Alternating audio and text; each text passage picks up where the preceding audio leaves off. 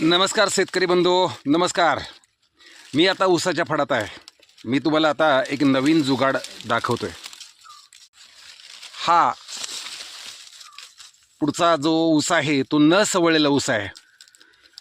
त्यामुळं काय होतंय की वाऱ्यामुळं ऊस पडणं किंवा त्याची वाढ खुंटणं, आपण त्यात पाचड असल्यामुळं खत पण टाकायला जात नाही आहे.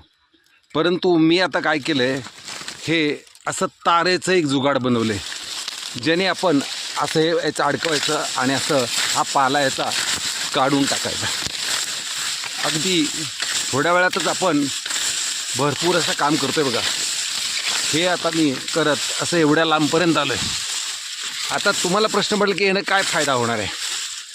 खरं तर याचा फायदा असा आहे की आता हा फेब्रुवारी महिना सुरू आहे. या फेब्रुवारी महिन्यात आपण ही पाचड काढून टाकली तर ही पाचड पाण्याबरोबर खाली बसून याचं कंपोस्ट खतामध्ये रूपांतर होतं.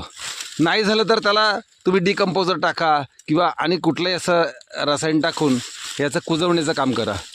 यामुळं तुम्हाला खताची मात्रा पण ॲटोमॅटिक कंपोस्ट खताची वाढेल आणि रासायनिक खत टाकायची गरज पडणार नाही. आणि वाऱ्यानं पावसानं ऊसही पडणार नाही. ऊसाची वाढही चांगली होईल. तर हा प्रयोग मला तरी वाटतं सक्सेस झाला आहे. साधी एक तार घ्यायची, त्याला असा वाकवायचं.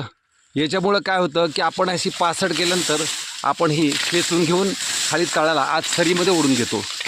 हा खूप चांगला आणि फायदेशीर बनवलेला मी एक हाताचा एक अवजारच म्हणायला, की जेणेकरून आपण हे हाताने पाचड न काढता आपण ह्या आणि अवजाराने काढून आपण आता बघा हे 5 मिनटात मी एवढं केलेलं आहे. याने हा फायदा होणारच आहे असं मला वाटतं आहे. धन्यवाद.